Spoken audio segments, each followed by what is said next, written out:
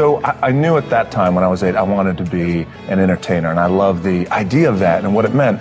And when I was 8, I saw Indiana Jones for the first time, and I loved that character. Like, wow, that guy was so heroic, and he kicked ass, and I knew I wanted to be something, and it was important to me to be something. It was important to me that I didn't fail. But by the way, and if I did fail, at least what was also important was the lesson.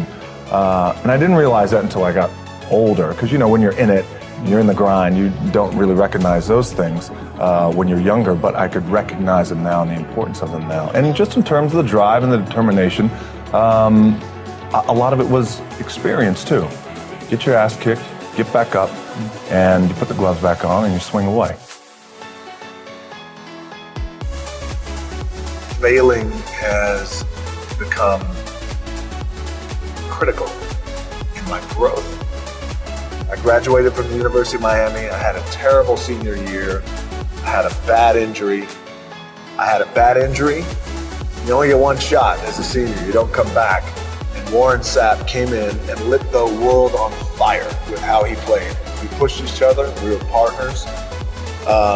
He outplayed me, beat me out of my position. And I had a really terrible year that year.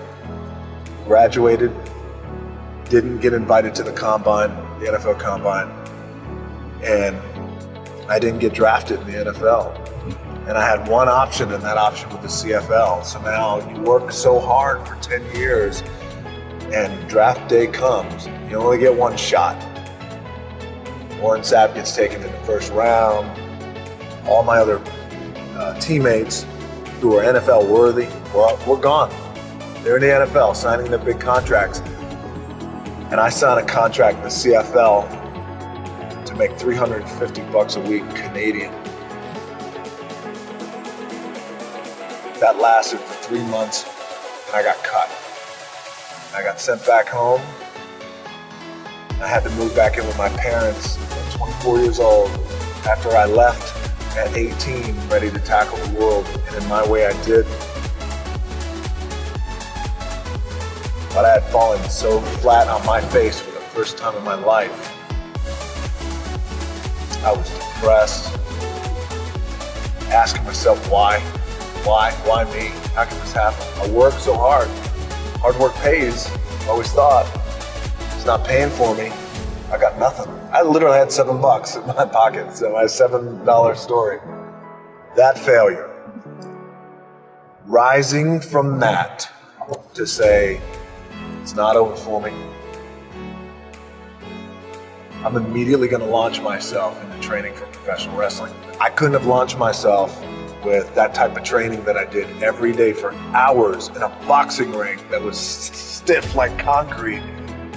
Every day for hours. I couldn't have launched myself with that type of mentality had I not fallen on my face after 10 years of football. Failed football player who wound up moving back in with his parents in 20.